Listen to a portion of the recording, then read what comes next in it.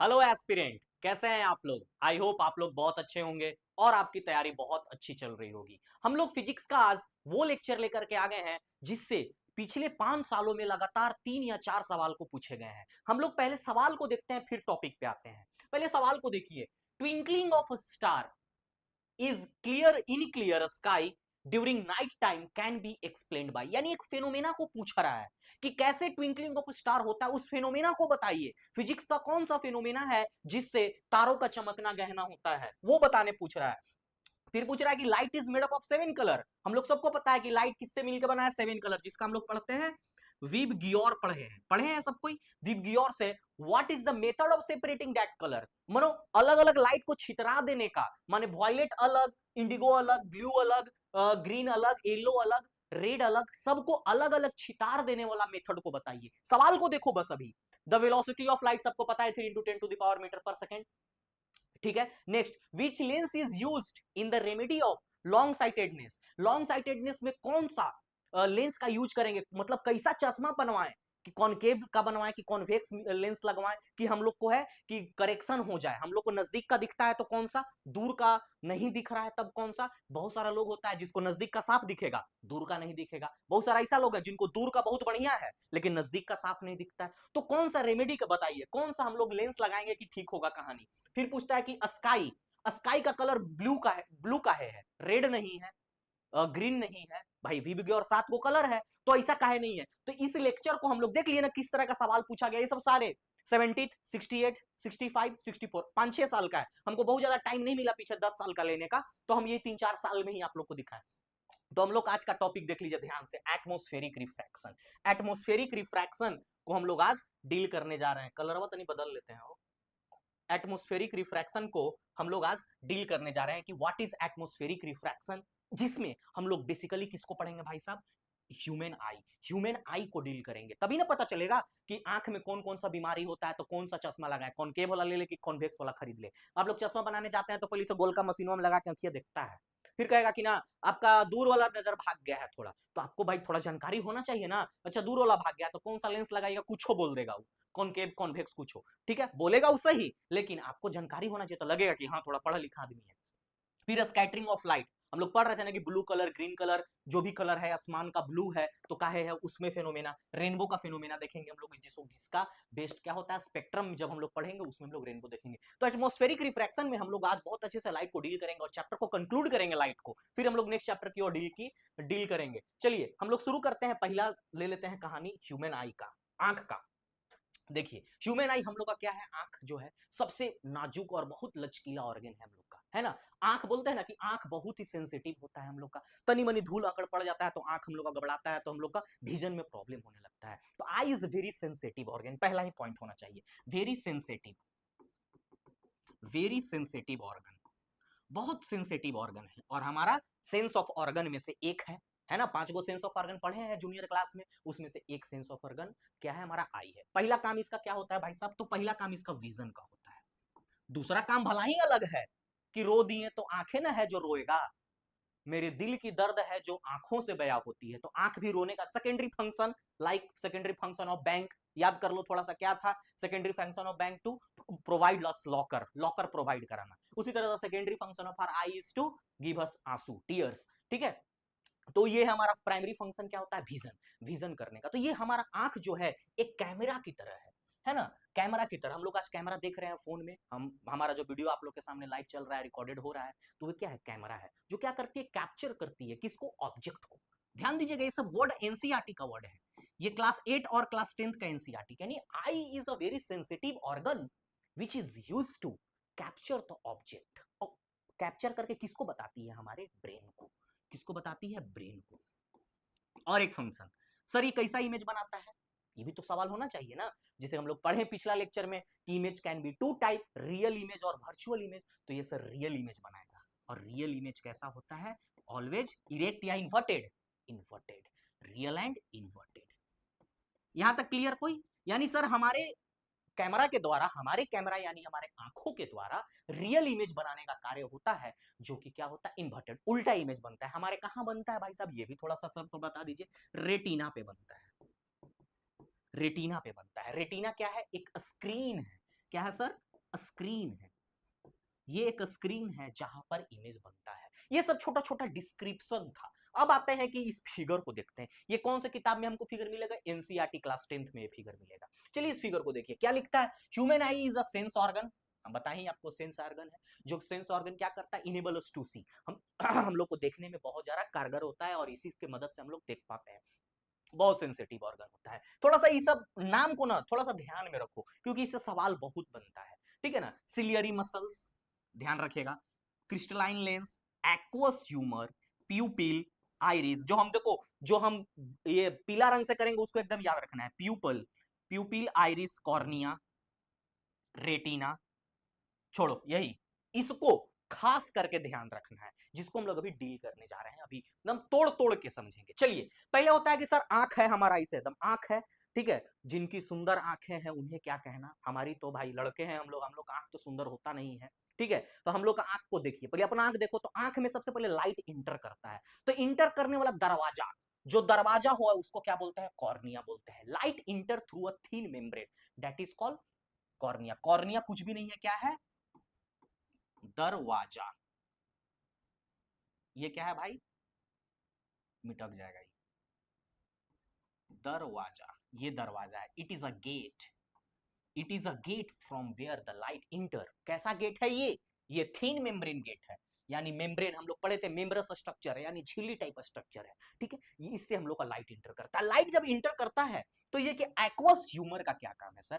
Aqueous humour का काम है आंखों को न्यूट्रिएंट देना। हम लोग बोलते हैं ना, आंख में हम लोग का पानी जैसा प्रेजेंट होता है। आंख में थोड़ा सा भी मल दीजिएगा तो पानी जैसा आ जाएगा। तो आंख हमारा ल्यूब्रिकेटेड रहता है और उसको क्या करता है? न्यूट्रिएंट प्रोवाइड करता है। किसको? कॉर्निया को। जो ये झिल्ली है हमारा, उसको न्यूट्रिएंट प्रोवाइड करता है, उसको हेल्प करता है, नरिश करता है, और उसको आई प्रेशर मेंटेन करने में। आंख को आप थोड़ा सा इसे पकड़िए दोनों हाथ से, जैसे दबाइए, थोड़ा बहुत दबेगा, आंख दबेगा, तो यही लिक्विड प्रेजेंट होता है हमारे आंख में, एक्वस ह्यूमर, जो आई के प्रेशर को मेंटेन करके रखता है और हमारे कॉर्निया को न्यूट्रिएंट पहुंचाने का काम करता है। तो सवाल क्या बनेगा कि which part of the eye provide the nutrients to the cornea, और आई रहेगा तो हम लोग ऑप्शन क्या मारेंगे? Aqueous humour. और क्वेश्चन पूछेगा कि which portion of our eye provide the pressure and maintain the pressure of our eye, तो क्या बोलेंगे हम लोग? Aqueous humour. यहां तक क्लियर? अब आते हैं नेक्स्ट, आइरिस। आइरिस से पहले प्यूपिल को समझो ना। प्यूपिल क्या करता है? रेगुलेट द अमाउंट ऑफ आई। हम लोग को जब आंख में देखिएगा, जिसे सामने से टॉर्च मार देंगे तो चकमका जाता है आदमी, तो यही क्या करता है? रेगुलेट करता है। यानी इसी को पता है कि आंख जब देखेंगे अंधेरा रहता है तो पूरा दीदा फाड़ के देखते हैं इसे, ओ पूरा एकदम गड़ा के आंख एकदम दिख जाए बढ़िया चमकीला चीज। ठीक है, जब लाइट ज्यादा रहता है तो हम लोग आंखों को थोड़ा सा सहज करते हैं, मोड़ते हैं। तो यही क्या करता है? Control, regulate the amount of eye को। और आइरिस क्या होता है? आइरिस कलर्ड पार्ट होता है, जो क्या करता है? साइज ऑफ पिपिल को कंट्रोल करता है। ध्यान देंगे, पहले हम क्या समझा है? प्यूपिल समझा है। प्यूपिल अमाउंट ऑफ लाइट को कंट्रोल करता है। देखिए कहां प्रेजेंट है, इधर इधर होगा एकदम, इधर देखिए प्यूपिल है ना, स्टार्टिंग में प्रेजेंट है ना। तो आंख से छितार के खोलना है कि इसे तो सहम के खोलना है, कौन बताएगा हम लोग को? प्यूपिल बताएगा। प्यूपिल क्या करता है? रेगुलेट करता है अमाउंट ऑफ लाइट को। और साइज ऑफ प्यूपिल कितना बड़ा खुलना चाहिए, कितना कम, उसको कौन कंट्रोल करता है? आइरिस। यानी iris as a control mechanism of which pupil is being controlled. ठीक है ना, आइरिस एक क्या है?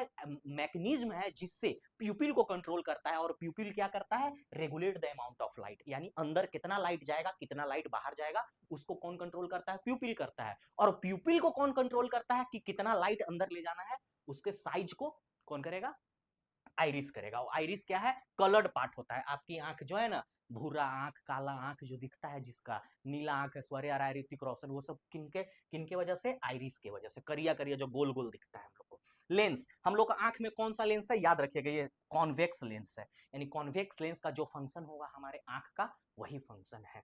ठीक है, focuses light to the retina. और हमारे इस लेंस का क्या फंक्शन है? कहां पर लाइट को फोकस करना? रेटिना पर। ठीक है, जो हमको स्टार्टिंग इंट्रो में बता दे, तो उसी को एक्सप्लेन पेज है। सिलियरी मसल, जिसको हम बोले थे कि याद रखना है, ये क्या करता है? फोकल लेंथ को एडजस्ट करता है, इसीलिए हम लोग इसको क्या बोलते हैं? एडजस्टमेंट।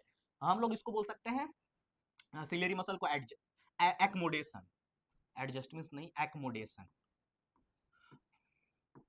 एक्मोडेशन, एक्मोडेट करता है। क्या करता है? एक्मोडेट। एक्मोडेट करने का मतलब फोकल लेंथ, हमारा आंख का फोकल लेंथ को एक्मोडेट कौन करता है? यहां पर ध्यान देंगे, which accommodate the focal length, तो ciliary muscle accommodate the focal length. ठीक है, फोकल लेंथ एक्मोडेट क्यों करना है आगे पता चलेगा, लेकिन थोड़ा सा समझ लीजिए। फोकल लेंथ को एक्मोडेट इसलिए करते हैं ना कि इमेज को रेटिना पर बराबर तरीके से बनाना। मान लीजिए हमारा ये क्या है, ये हमारा फोकल लेंथ है, ठीक है। अगर ये ऐसे रहेगा तो ये हमारा रेटिना स्क्रीन होता है, ठीक है। ऐसे रहेगा तो हो सकता है रेटिना के बाहर इमेज बन जाए, ऐसे रहेगा तो हो सकता है रेटिना पे बने। तो इसी का ओपनिंग को एडजस्ट कौन करेगा, मेंटेन कौन करेगा?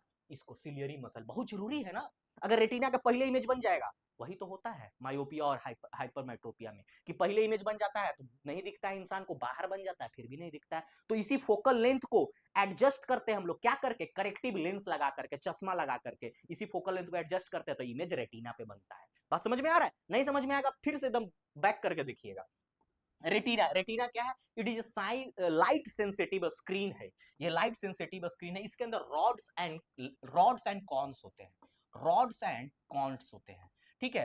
रॉड्स एंड कॉन्स, ये क्या क्या करते हैं? रॉड्स एंड कॉन्स ये हमारे सिग्नल पहुंचाते हैं ब्रेन को, कि भैया ये लीजिए, rods and cones are the rods and cones are the cell present on the retina's wall. वो क्या करता है? सिग्नल पहुंचाता है ब्रेन को कि रियल एंड इन्वर्टेड इमेज बना है, इसको सीधा करके हम लोग को दिखाता है, ठीक है। ये एक स्क्रीन है। ऑप्टिक नर्व, ये क्या करता है? यही ऑप्टिक नर्व हमारे ब्रेन को इमेज पहुंचाता है और हम लोग को इमेज को सीधा करके दिखाने का काम करता है। विट्रस ह्यूमर, एक हम लोग पढ़े थे, कौन सा ह्यूमर याद रखिए, हम लोग एक एक्वस ह्यूमर पढ़े थे इधर कहीं। एक्वस ह्यूमर ये क्या करता था? आई के प्रेशर को मेंटेन करता था, न्यूट्रिएंट प्रोवाइड करता था, किसको? कॉर्निया को। अब आइए इसको पढ़ते हैं, व्यूट्रस ह्यूमर। ये सवाल पूछा गया इसलिए इस पे फोकस कर रहे हैं, इसमें एक लाइन इसीलिए ऐड किए हैं। Fluid between lens and retina, lens and retina to maintain the eye shape, है ना, ये बहुत इंपॉर्टेंट है। यही से एग्जैक्ट सवाल पूछा गया था, एग्जैक्ट सवाल पूछा गया, अभी उत्तराखंड का एग्जाम हुआ था कुछ दिन पहले, उसमें क्या पूछा था कि which part of human I, which part of human eye used to maintain the shape of human eye?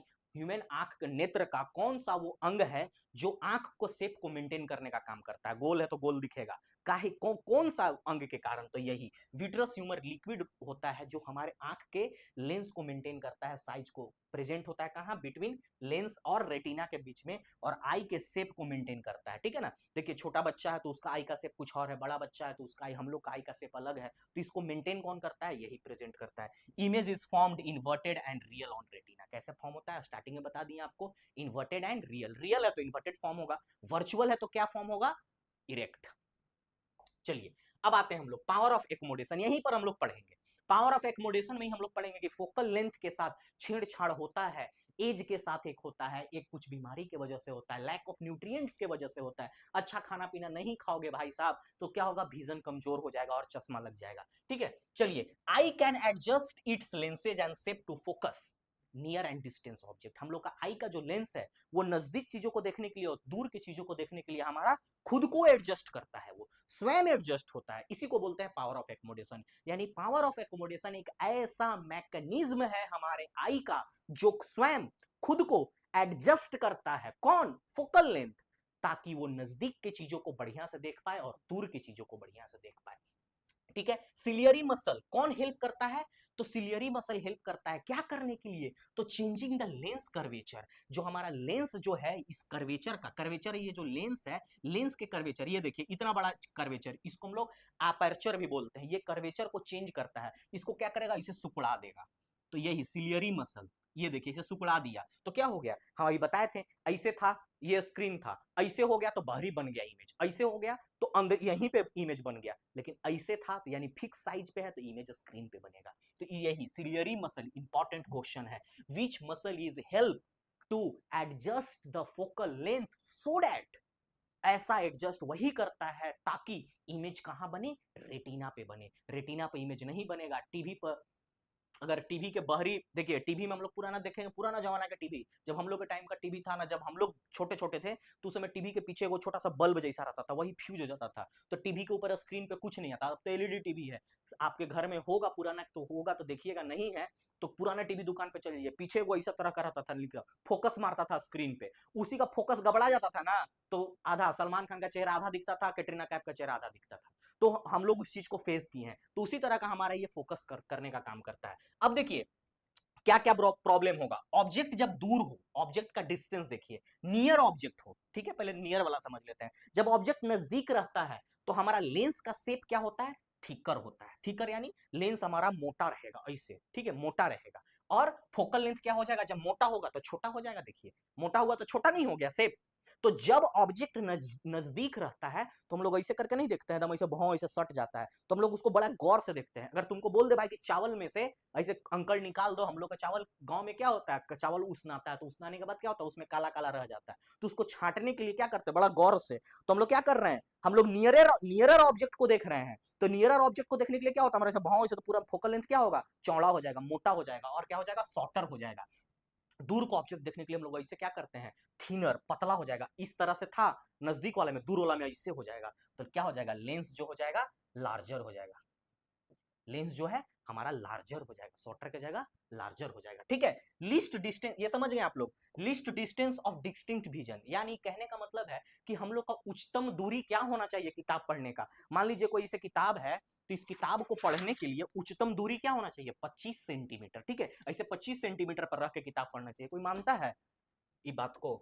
मानो इस बात को, ठीक है, मानना ना मानना आपके ऊपर है। मानोगे तो बढ़िया बात है। 25 सेंटीमीटर का दूरी, उच्चतम दूरी, इसीलिए देखते हैं ना लाइब्रेरी में जो बेंच होता है और डिस्टेंस होता है उसको उसी हिसाब से बनाया जाता है, 25 सेंटीमीटर, ठीक है। फार पॉइंट हम लोग का क्या है, इन्फिनिटी। मेरा कुछ और हो सकता है, हम मान लीजिए यहाँ है, हम यहाँ पे है, ददन हांडी मटन दुकान पे खड़ा है पटना मोड़ पर, हमको दूर दूर दिख रहा है, एकदम सगुना चौक दिख रहा होगा, लाल झंडा दिख रहा हो, किसी को नहीं भी दिख रहा हो, हमको उसके आगे हाईवे भी दिख रहा हो, उसके आगे हमको हॉस्पिटल का मोड़ भी दिख रहा हो, तो हो सकता है मेरा कुछ और फार पॉइंट हो सकता है, आपका कुछ और हो सकता है। मेरा फार पॉइंट हो सकता है 2 मीटर दिखे, 4 मीटर दिखे, किसी को 2 किलोमीटर भी दिख सकता है। तो ये इन्फिनिटी होता है, ये वेरीज पर्सन टू पर्सन होता है, ठीक है। चलिए आगे बढ़ते हैं। डिफेक्ट, यही मेन था, डिफेक्ट को समझिए। देखिए इसी से सवाल पूछा गया है, डिफेक्ट को समझिए। मायोपिया, मायोपिया सर क्या होता है? मायोपिया में आपको नजदीक वाला साफ साफ दिखेगा, दूर वाला नहीं दिखेगा। सर इसको कैसे याद रखेंगे? मायोपिया को बोला जाता है नियर साइटेडनेस। नियर का साइट बढ़िया, दूर का खराब। तो इसको सर ठीक कैसे करेंगे? तो इसको हम लोग ठीक करेंगे कॉनकेव लेंस लगा करके, ठीक है। ये तो पता हो गया सर, लेकिन कारण तो बताइए सर। ऐसा होता है तो हमारे आंखों में क्या होता है? तो देखिए, आई इज टू लॉन्ग, जो आईबॉल था हमारा वो लॉन्ग हो जाएगा, ऐसे था तो चपटा हो जाता है। और इमेज बिफोर रेटिना, यहां से क्वेश्चन बनता है कि अगर किसी को मायोपिया है या नियर साइटेडनेस बोलते हैं उसको, शॉर्ट साइटेडनेस बोलते हैं उसको, है तो क्या होता है, ये आपका रेटिना है भाई साहब, तो इमेज जो है यहीं पे बन जाएगा आपका, ये इमेज बन गया। हम क्या बोले थे, या तो इमेज पहले बनेगा तो ये इमेज बाद बनेगा, यही तो डिफेक्ट है। इमेज को करेक्ट करते हैं हम लोग, इस इमेज को हम लोग यहां ला करके बनाते हैं, इस तरह से यहां पर लगाते हैं। तो यहां पर हम लोग क्या लगाते हैं, एक लेंस लगाते हैं हम लोग, इस तरह का लेंस लगाएंगे हम लोग। लेंस लगाएंगे कौन सा, हम लोग लगाएंगे कॉनकेव लेंस। कॉनकेव लेंस लगाएंगे तो क्या होगा, ये जो इमेज है यहां पर बनेगा, ठीक है। तो मायोपिया में क्या होता है, इमेज रेटिना से पहले बनता है, उसको करेक्ट करने के लिए हम लोग कौन सा लेंस लगाते हैं, कॉनकेव लेंस। यहां तक यही सवाल बनेगा, ठीक है, कोई दिक्कत नहीं। चलिए हाइपरमेट्रोपिया, इसका उल्टा किस कर दीजिए, किसी का नजदीक को नहीं दिखता, दूर का साफ दिखेगा। कितना विडंबना है, मतलब आप सामने रखल है भात रोटी वो नहीं दिख रहा है, लेकिन दूर में वो आम पक रहा है वो दिख रहा है उसको, क्या दिक्कत है इसमें? Eye long is too short, छोटा हो जाता है। आई बॉल क्या होता है, छोटा हो जाता है, फोकल लेंथ छोटा हो जाता है, और इमेज कहां बन जाता है, बिहाइंड रेटिना। यानी ये इमेज देखिए, ये वाला केस को समझिए, इमेज कहां बन गया, यहां बन गया, बनना कहां चाहिए था, यहां। तो इसमें हम लोग क्या लगाते हैं, वेक्स लेंस, इसको बोलते हैं कॉन्वेक्स लेंस।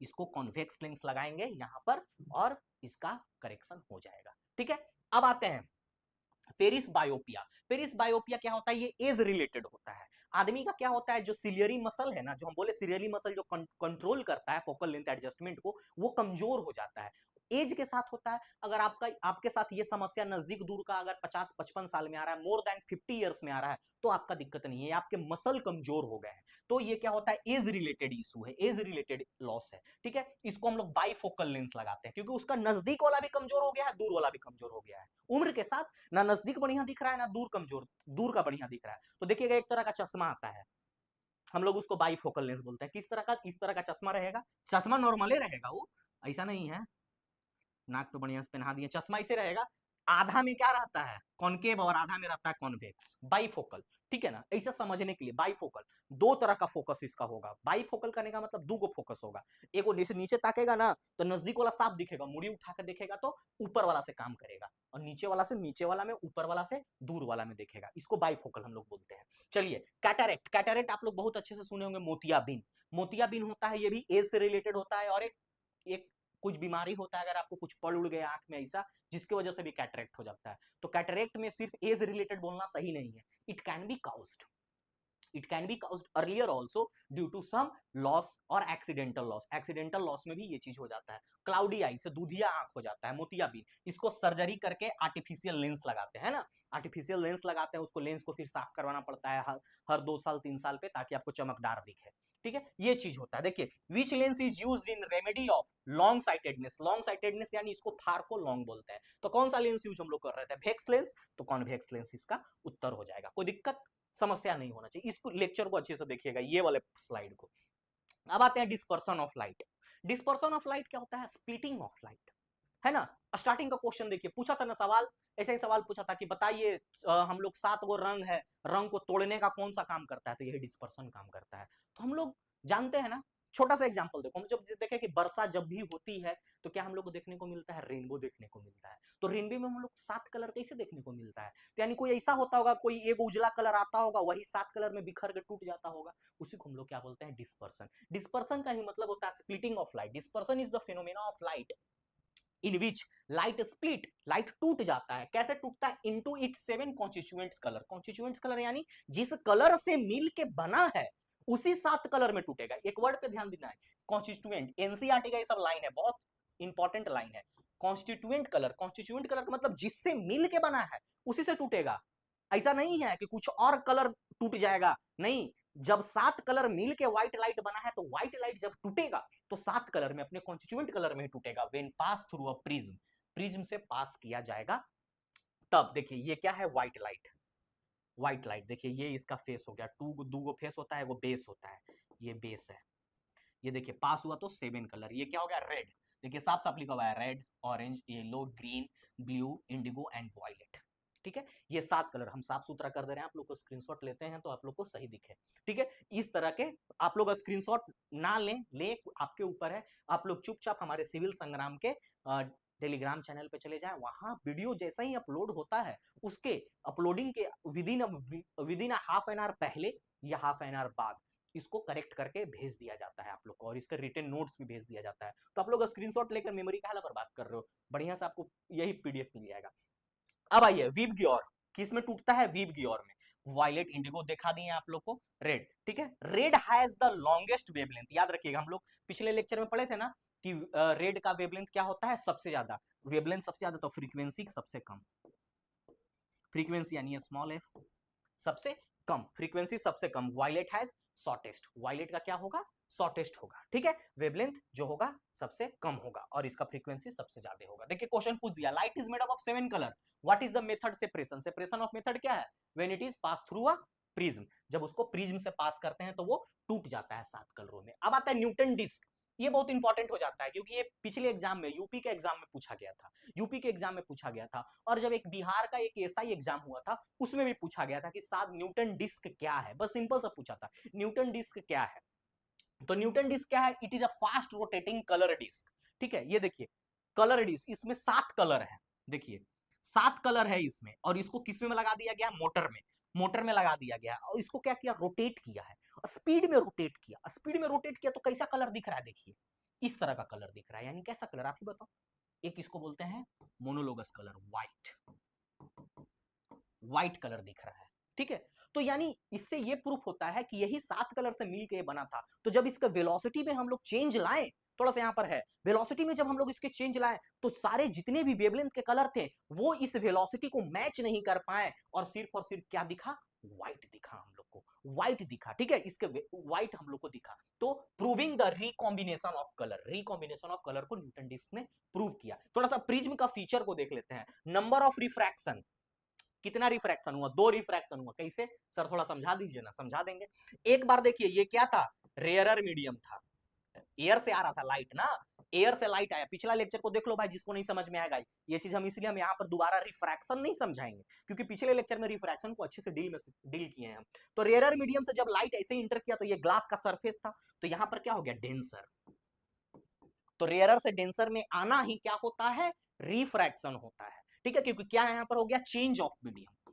मन नहीं मानता है मेरा, इसीलिए हम क्या करें, थोड़ा सा बता दिए, चेंज ऑफ मीडियम। तो जब speed of light is changes into medium तो वहां पर क्या हो गया, रिफ्रैक्शन। अब देखिए अंदर से लाइट क्या हो गया, एक बार फिर बाहर निकला, डेंसर से रेयरर, तो क्या हो गया, डेंसर से रेयरर में जा रहा, तो अवे फ्रॉम नॉर्मल, तो नॉर्मल से अवे भागा। देखिए इस तरह से लाइट भागने का काम किया, तो एक बार रिफ्रैक्शन यहां हुआ, एक बार रिफ्रैक्शन यहां हुआ, यानी 2 बार रिफ्रैक्शन हुआ। इसीलिए हम लोगों ने क्या कहा कि रिफ्रैक्शन टेक प्लेस 2 टाइम्स, 2 बार होता है रिफ्रैक्शन। लाइट पाथ, लाइट का पाथ क्या था, bend towards the base of prism, base of prism की तरफ बेंड किया, ठीक है। एंगल ऑफ डेविएशन, कितने एंगल से, तो जितना एंगल ऑफ प्रिज्म होगा, depend upon the prism angle, prism का एंगल एंड मटेरियल, कैसा मटेरियल से बना हुआ है, अच्छा ग्लास से बना हुआ है तो ज्यादा डेविएशन होगा, क्योंकि ये तो मटेरियल पर डिपेंड करेगा। याद करिए रिफ्रैक्टिव इंडेक्स, रिफ्रैक्टिव इंडेक्स क्या कहता है, it is the quality of how much light is bend when it goes from one medium to another medium। Refractive index यही तो कहता है कि रिफ्रैक्टिव इंडेक्स बताता है कि कितना बेंडिंग हुआ लाइट का, तो वो मटेरियल पे भी डिपेंड करता है। रेड लाइट का क्या होगा, सबसे कम होगा बेंडिंग, याद रखिएगा, रेड लाइट का बेंडिंग लिस्ट होगा। और वायलेट लाइट का बेंडिंग क्या होगा, मोस्ट होगा, सबसे ज्यादा होगा। चलिए आगे देखते हैं, एटमॉस्फेरिक रिफ्रैक्शन, ये इंपॉर्टेंट था, ये हम लोग का टॉपिक भी था। एटमॉस्फेरिक रिफ्रैक्शन क्या होता है भाई साहब, देख लो एक बार इसको देखो, it is a bending of light. हम लोग तो अभी तक सब वही पढ़ रहे थे ना कि बेंडिंग हो रहा है लाइट का, it is also a bending of light, ये तो है ही बेंडिंग ऑफ लाइट। कैसे, as it is passes through the earth atmosphere of varying density. क्या कहने का मतलब है, नहीं समझ में आया, अभी बताते हैं। हम लोग तो इतना तो पढ़े हैं, लेयर्स ऑफ अर्थ, ज्योग्राफी में सब कोई पढ़ा होगा, layers of earth, exosphere, mesosphere, ये सब सारे पढ़े ना, स्ट्रेटोस्फीयर। तो ये क्या है, लेयर्स ऑफ अर्थ। इसमें हम लोग को पता ही है कि हर का डेंसिटी क्या होता है, अलग अलग होता है। हर जैसे जैसे हम लोग ऊपर जाते जाते हैं हम लोग को ठंडा लगना शुरू होता है, क्यों होता है, क्योंकि हर का डेंसिटी अलग अलग है। तो लाइट भी इंटर कर रहा है, लाइट भी इंटर उसी तरह से कर रहा है, तो हर एक डेंसिटी में लाइट इंटर कर रहा है, तो यानी वैरिंग डेंसिटी में इंटर कर रहा है लाइट, तो क्या होगा इससे, तो चेंजिंग और बेंडिंग ऑफ लाइट हम लोग पढ़े ही थे। यहां पर क्या होगा, रिफ्रैक्शन होगा। रिफ्रैक्शन का मतलब ही क्या होता है, 2 मीडियम का चेंज होना है, तो मीडियम अलग अलग हो रहा है ना, यहाँ पर कुछ और मीडियम, तो यहाँ पर ठंडा बहुत ज्यादा होगा, फिर यहाँ पर ठंडा और कम, यहाँ पर ठंडा और कम, यहाँ पर ठंडा और कम। हम लोग का स्ट्रेटोस्फेयर में आते आते क्या हो गया, नॉर्मल टेम्परेचर, यहाँ ओजोनोस्फेयर में था तो और ज्यादा ठंडा था। तो इस तरह से क्या हुआ, लेयर्स चेंज हो गए वैरिंग डेंसिटी में। तो हम लोग को पता है कि जब वैरिंग डेंसिटी होता है, अलग अलग डेंसिटी में लाइट क्रॉस करेगा, पार होगा, तो क्या होगा, उसके साथ रिफ्रैक्शन होगा, लाइट का बेंडिंग होगा। तो यही होता है एटमॉस्फेरिक रिफ्रैक्शन में, ठीक है। Phenomena caused bye atmospheric refraction, ठीक है, this phenomena is caused bye atmospheric refraction. अब आते हैं कौन कौन सा फेनोमेना काउज्ड होता है एटमॉस्फेरिक रिफ्रैक्शन से। इस फिगर को देखना चाहते हैं तो थोड़ा सा फिगर को दिखा देते हैं। ये देखिए, ये किसका है भाई, ये डिस्पर्सन ऑफ लाइट का, ये हम लोग कर सकते हैं रेनबो में, ये रेनबो का है, रेनबो, ये हमारा रेनबो का है, ठीक है ना। हम आपको आगे बताएंगे रेनबो का, इसलिए हम यहां पर रखे हैं, बस रेनबो को एक सेपरेट टॉपिक में बताएंगे। पहले इसका सर क्या है, फेनोमेना, देखिए टॉपिक था ना यहाँ, phenomena caused bye atmospheric refraction. तो पहला फेनोमेना क्या है, पहला फेनोमेना है apparent shift of star position. ये क्या है सर, अपरेंट शिफ्ट ऑफ, ये एक्चुअल स्टार है, यहां पर है, लेकिन स्टार हम लोग को कहां दिखता है, यहां पर दिखता है स्टार। तो ये क्यों हो पाता है, ड्यू टू एटमॉस्फेरिक रिफ्रैक्शन, क्योंकि यहां पर क्या है, डेंसिटी क्या है, वैरिंग है, वैरिंग डेंसिटी है, अलग अलग डेंसिटी है। तो हम लोग पढ़े थे कि जैसे हम लोग एक पेंसिल का बॉक्स, पेंसिल को हम लोग डालते थे भरा हुआ ग्लास में, इस तरह से भरा हुआ ग्लास था, तो इस तरह से पेंसिल ऐसे सीधा आता था, लेकिन हम लोग को इधर से ऐसे दिखता था, टेढ़ा दिखता था। तो ये क्या था, अपरेंट शिफ्ट था, इसको हम लोग क्या बोलते हैं, अपरेंट शिफ्ट। यही अपरेंट शिफ्ट होता है due to varying density in atmosphere, इसीलिए स्टार होता यहां है, दिखता यहां है। तो क्वेश्चन बनता है और बनेगा कि what are the phenomena responsible for the apparent shift of the star, तो एटमॉस्फेरिक रिफ्रैक्शन। दूसरा एग्जांपल देखते हैं, twinkling of a star, twinkling of, देखिए एग्जाम पूछ दिया था ना, twinkling of a star in clear sky during night time can be explain by refraction, reflection, polarisation, ये सब कुछ नहीं होगा, रिफ्लेक्शन से नहीं, ये से नहीं, ये से नहीं, रिफ्रैक्शन ऑफ लाइट, क्योंकि यहाँ पे क्या हो रहा है, रिफ्रैक्शन हो रहा है, एटमॉस्फेरिक रिफ्रैक्शन से होता है। चलिए स्टार का ट्विंकलिंग, तारों का चमकना कैसे हो पाता है? Due to refraction of light, वो चमक पाता है। और प्लेनेट क्यों नहीं चमक पाता है? Because they are very close to us, ये क्या है? वेरी फार है, ये बहुत दूर है। इसके वजह से इनका जो सोर्स ऑफ लाइट है वो वेरिंग डेंसिटी में क्रॉस करता है। और हम लोग का जो प्लेनेट है और भी जो है मार्स, जुपिटर, ये सब क्यों नहीं ट्विंकल करते? क्योंकि वो नियर बाई, उनका इसको एक वर्ड यूज करते हैं हम लोग, अप्रोक्सीमेटी। अप्रोक्सीमेटी इन लोग का क्या है? नियर है, नियर टू अर्थ है। इसी के वजह से इन लोग का क्या होता है? लाइट का मिक्सिंग हो जाता है, मिक्सिंग ऑफ लाइट। इसी की वजह से कोई एक सेपरेट लाइट नहीं बन पाता है और हम लोग को वो नहीं चमकते हैं। तो ये एक सवाल हो सकता है, ठीक है। Advance sunrise and delayed sunset, कहीं सुने हैं ना कि 2 मिनट पहले सूर्य हो गए और 2 मिनट बाद सूर्य वहां पे डूबते हैं, ठीक है। लेकिन ऐसा होता नहीं है, सूर्य डूब जाते हैं लेकिन उन लोगों का लालिमा दिखते रहता है ड्यू टू एटमोस्फेरिक रिफ्रैक्शन। देखिए Dong valley in Andhra Pradesh experience the earliest sunrise, यहां पर क्वेश्चन बन सकता है ना, फिजिक्स से जीएस को मैच कर दिया, हो सकता है ज्योग्राफी का क्वेश्चन बन गया यहाँ पर। तो ये जल्दी सूर्य का उगना, एडवांस सनराइज और डिले सनसेट, ये किसके क्यों होता है? Due to atmospheric refraction. ये सब सारे एटमॉस्फेरिक रिफ्रैक्शन में चल रहे हैं, ये सब जो भी आएगा सबको एटमॉस्फेरिक रिफ्रैक्शन टिक मारना ऑप्शन, या तो रिफ्रैक्शन टिक मारना अगर नहीं हुआ तो।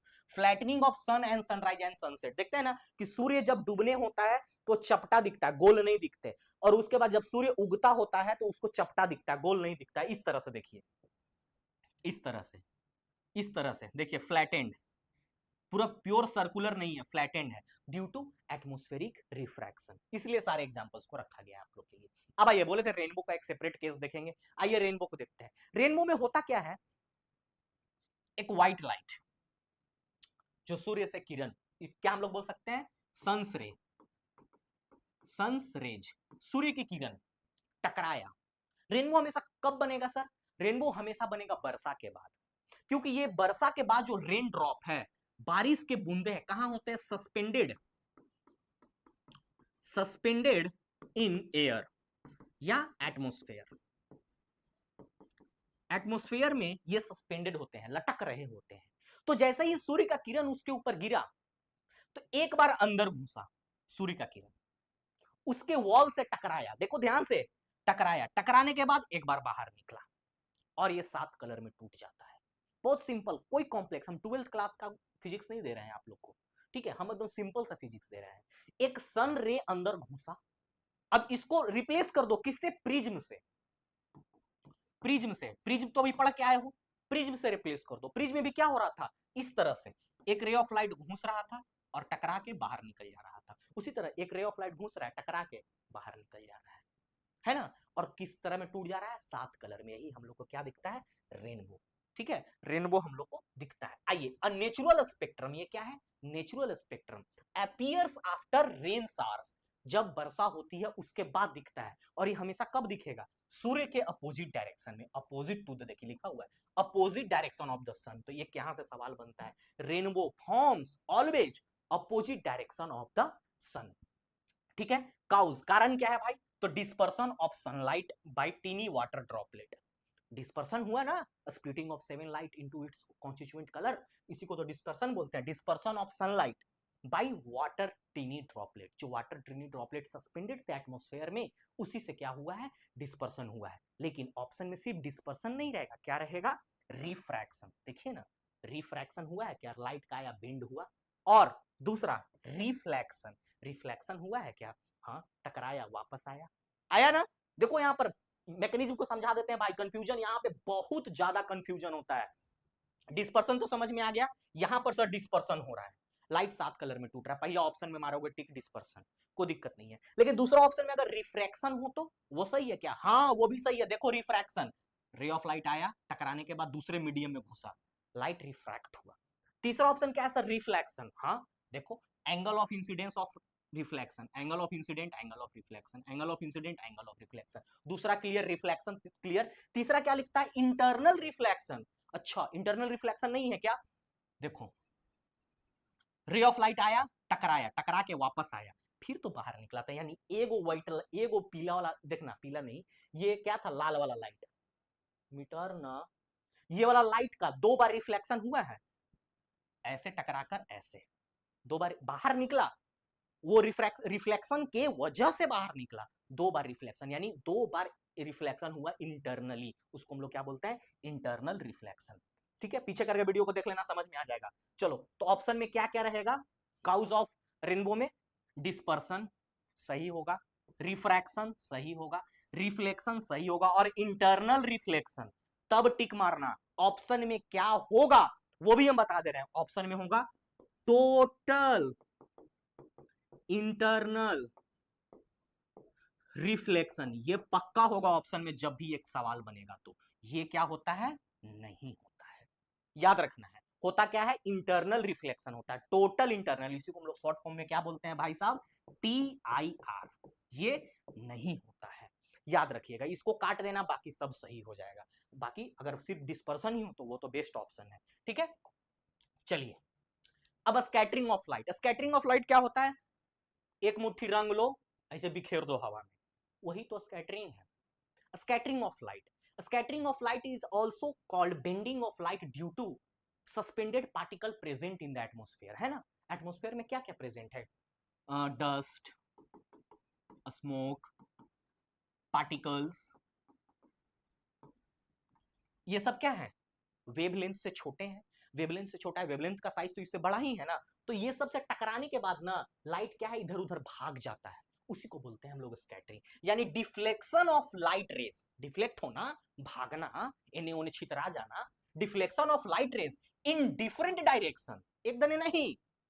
एक मान लीजिए इसे लाइट सोर्स आ रहा, देखिए ये सब क्या है? ये सब सस्पेंडेड पार्टिकल है, ये सब धुआं, सिगरेट पीने वाला, वही सब का नतीजा है। सस्पेंडेड पार्टिकल है, टकरा करके देखो लाइट करने पाया, इन्हें भाग गया, इन्हें भाग गया, इन्हें भाग गया, इन्हें इन्हें इन्हें, माने deflection of light particle after striking to a suspended particle or a teeny particle present in the atmosphere in a different direction। और क्या होगा? After striking tiny particle, tiny particle यानी टीनी पार्टिकल, यानी ये सब स्मोक, डस्ट, यही सबसे टकराने के बाद क्या होगा? अलग अलग दिशाओं में रुख बदल लेती है। ये लाइट साफ सुथरा माहौल कर देते हैं थोड़ा, आइए फिर समझते हैं। अब ये रेलेग साहब थे, रेलेग स्कैटरिंग, ये क्या कहते थे? इंपॉर्टेंट सवाल बीपीएससी में पूछा गया है। बीपीएससी में पूछा, एमपी में पूछा, यूके में पूछा, और कहा? यूपी में पूछा। ये सब कोई पूछा। क्या पूछा? Scattering of light. और एक एक इसमें, और सीजीएल में भी एक सवाल पूछा। हम जब क्वेश्चन प्रीवियस ईयर देख रहे थे तो हमको गूगल सजेस्ट किया कि सीजीएल में भी पूछा गया सवाल है, तो यानी हाँ, और एक जगह सीडीएस में भी पूछा गया सवाल है, तो बहुत इंपॉर्टेंट कंसेप्ट हो जाता है। और यहां पर कंफ्यूजन होता है क्या, अभी समझो। स्कैटरिंग ऑफ लाइट, पहली बार स्कैटरिंग का कंसेप्ट कौन दिए थे? The first study of scattering and explained blue colour of the sky and reddish of the sun by Rayleigh. Rayleigh ने दिए थे। रेलेग पहली बार स्टडी किए थे स्कैटरिंग का, और ये उन्होंने बताया था, ध्यान से सुनो इस बात को, पहली बार स्कैटरिंग को रेले साहेब ने पढ़ा और उन्होंने बताया, स्टडी पहली बार उन्होंने किया और बताया कि आसमान का कलर ब्लू है due to scattering of light, और सूर्य क्यों लाल दिखता है? सुबह सुबह, दोपहर में उजला दिखता है, और रात डूबते समय शाम में लाल दिखता है। ये उन्होंने बताया, सिर्फ यही बात बताया। लेकिन इसका पूरे कॉन्सेप्ट को सीवी रमन साहब ने रमन इफेक्ट से दिया। यही सवाल पूछता है, और ऑप्शन में रेलेग भी होता है, कंफ्यूजन भी होता है। अगर सवाल ये रहे कि who has study and give the explanation for the colour of sky to be blue, तब हम लोग मारेंगे रेलेग। लेकिन स्कैटरिंग का फिनोमेना को डिटेल कौन किया, स्कैटरिंग को समझाया कौन, वेवलेंथ के फॉर्म में, वो होंगे रमन। रमन इफेक्ट अभी आगे क्लियर होगा। तो ये समझ में आया। इन्होंने क्या कहा? शॉर्टर वेवलेंथ, मोर स्कैटरिंग। जिसका शॉर्टर वेवलेंथ होगा, याद करो, रेड का सबसे ज्यादा था शॉर्ट वेवलेंथ ना, तो सबसे कम किसका होगा? वायलेट का होगा, ब्लू का होगा। तो वो क्या होगा? मोर स्कैटर होगा। यही कारण बना स्काई टू बी ब्लू। इन्होंने यही बात तो सिर्फ बढ़िया कहा था कि स्काई का ब्लू होना उसके शॉर्टर वेवलेंथ होने के वजह से है, क्योंकि शॉर्टर वेवलेंथ क्या होगा? स्केटर ज्यादा होगा एटमॉस्फेयर में, और लॉन्गर वेवलेंथ जैसे कि लेस स्कैटरिंग, जैसे कि रेड, रेड होगा लेस स्कैटर। ये बात सिर्फ कहा उन्होंने। लेकिन रमन इफेक्ट क्या था? सीवी रमन साहब ने क्या क्या? He discovered the inelastic scattering of light. यही वर्ड को पकड़ना है, inelastic scattering of light, that is known as Raman effect. इन्होंने क्या कहा, ध्यान से समझना। Scattering light has a different wavelength. जो लाइट स्कैटर हुआ, जैसे कि यहां देखो, ये वाला लाइट का ना, ये वाला लाइट का वेवलेंथ कुछ और था। ये रमन इफेक्ट समझा रहे हैं, समझो ध्यान से। ये मान लेते हैं, ये वाला लैम्डा में मानते हैं 10 लैम्डा था, वेवलेंथ किसका होता है यूनिट, लैम्डा, 10 लैम्डा था, ठीक है। ये टकराने के बाद पार्टिकल से इसका वेवलेंथ कुछ और हो जाएगा, मान लेते हैं 8 लैम्डा हो जाए या 12 लैम्डा हो जाए, ठीक है। ये बात समझो, यही बात उन्होंने कहा। क्या बोला कि scattering of light has a different wavelength than incident light. जो इंसिडेंट लाइट हुआ था उससे, जो इंसिडेंट लाइट हुआ था, अरे भाई मेरा, जो लाइट इंसिडेंट हुआ था उससे जो स्कैटर्ड लाइट होगा उसका वेवलेंथ अलग होगा। क्यों होगा अलग? क्योंकि उन्होंने कहा, क्योंकि ये जो पार्टिकल से जो वो टकराया है, चलो, ये जो पार्टिकल से वो टकराया है इसके कुछ वाइब्रेटिंग मॉलिक्यूल्स होंगे। क्या बोला इन्होंने? वाइब्रेटिंग मॉलिक्यूल्स होंगे। वाइब्रेटिंग मॉलिक्यूल्स के वजह से या तो इसका वेवलेंथ बढ़ जाएगा या तो इसका वेवलेंथ घट जाएगा। कभी भी इंसिडेंट लाइट और रिफ्लेक्टेड लाइट जो पार्टिकल से टकराने के बाद ये वाला, इसका वेवलेंथ सेम नहीं होगा। क्यों नहीं होगा? क्योंकि इस ये क्या है, एक मॉलिक्यूल है, इसके अंदर क्या है, एनर्जी है, वो हमेशा वाइब्रेट करते रहेगा। यही बात इन्होंने कहा कि it is due to vibration energy level of the molecule जो प्रेजेंट था। ये बात उन्होंने कहा। देखिए h v naught, h v energy, देखिए एच भी प्लस माइनस भी कहा ना उन्होंने, प्लस भी हो सकता है, हमने एग्जांपल लिया था, ये मान लीजिए हमने लिया था 10 लैम्डा, ये हो सकता है 8 लैम्डा, और प्लस है तो 12 ना जी, ये हो सकता है 12 लैम्डा और ये हो सकता है 8 लैम्डा। ये कहा इन्होंने, टकराने के बाद जो रिफ्लेक्ट हुआ। The sky appears blue because the sunlight blue colour is more, नहीं, the shorter wavelength scatter more than the long wavelength by atmosphere, यही तो होगा, शॉर्टर वेवलेंथ लाइक ब्लू, है कि नहीं? यही बात कहा उन्होंने। टिंडल इफेक्ट देख लेते हैं। टिंडल इफेक्ट क्या है? ये भी स्कैटरिंग का है, ये भी स्कैटरिंग का फेनोमेना है। आप लोग देखिए ना, गांव देहात में देखे होंगे, झोपड़ी में छेद हो जाता है तो क्या है, लाइट पार्टिकल्स दिखते हैं, झाड़ू लगाएगा तो क्या होगा, उसके रास्ता में पार्टिकल दिखेगा, यानी इसको हम लोग क्या बोलते हैं, इसको कोलियोडल पार्टिकल बोलते हैं, होमो हेट्रोजीनियस, हेट्रोजीनियस पार्टिकल बोलते हैं इसको। ये पाथ को बताता है, पाथ को। और अगर हम लोग जंगल झाड़ में चले जाएं तो इस तरह से सूर्य के किरण, यहां पर सस्पेंडेड पार्टिकल, सस्पेंडेड पार्टिकल दिखता है। ये आप लोग से सवाल पूछेगा कि टिंडल इफेक्ट का कारण क्या बनता है, तो आप लोग को बताना है scattering of light. Scattering of light is a main, जिसके वजह से क्या होता है, टिंडल इफेक्ट होता है। आई होप कि ये कहानी आप लोग को समझ में आया होगा। सारे प्रीवियस ईयर क्वेश्चन को हम करा दिए, इसका डिटेल्ड एक्सप्लेनेशन आप लोग को मिल जाएगा इंस्टाग्राम पे, सॉरी इंस्टाग्राम बोल रहे हैं, आप लोग को टेलीग्राम पे मिल जाएगा। ये हाँ रहा टेलीग्राम चैनल, इसे मोबाइल निकालो और स्कैन कर लो, नहीं तो सिविल संग्राम को इंस्टा को इंस्टॉल कर लो, वहां पर उसको फॉलो कर लो, इंस्टॉल तो सब में ही होगा। और हमारे इस पे व्हाट्सएप और फोन करके किसी तरह का समस्या हो, फॉर्म फिलिंग कर लो भाई।